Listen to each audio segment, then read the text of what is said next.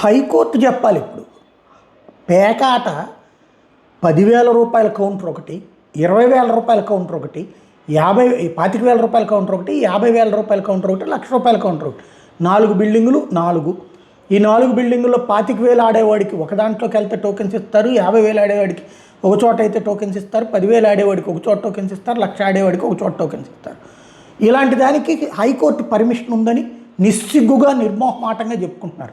High court దేనికి permission ఇస్తుంది? సరదాగా రిక్రియేషన్కి డబ్బులతో ఆడుకోమని పర్మిషన్ ఇస్తుందా? జూదం ఆడుకోమని పర్మిషన్ ఇస్తుందా? ఏది ఇలా 10,000 రూపాయల కౌంటర్లు, 25,000 కౌంటర్లు, 50,000 కౌంటర్లు, 1,00,000 కౌంటర్లు అని చెప్పిస్తుందా? ఓ పక్కన టోకెన్స్ దొరికినాయి, లక్షల రూపాయలు ఆడుతున్నారని దొరికింది, 32 లక్షల రూపాయల దాకా క్యాష్ దొరికింది.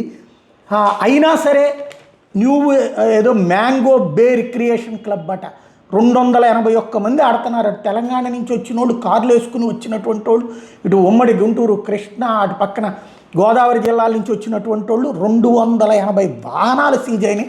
ఆంధ్రప్రదేశ్ చరిత్రలో అతిపెద్దదని చెప్పాలి.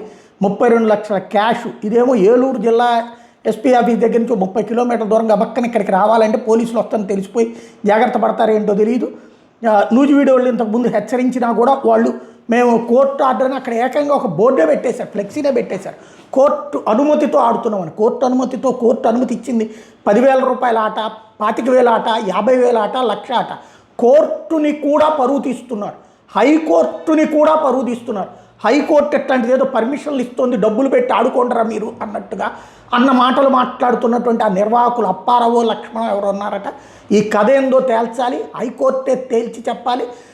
నిజంగా ఇట్లా చేస్తుంటే కనుక రాష్ట్ర వ్యాప్తంగా అందరికి అనుమతిస్తారా ఏంటన్నది, లేకపోతే ఇట్లాంటి మాటలు మాట్లాడి హైకోర్టు పరువు తీసినందుకు వాళ్ళకి శిక్షించాల్సినటువంటి అవసరం అయితే ఉంది.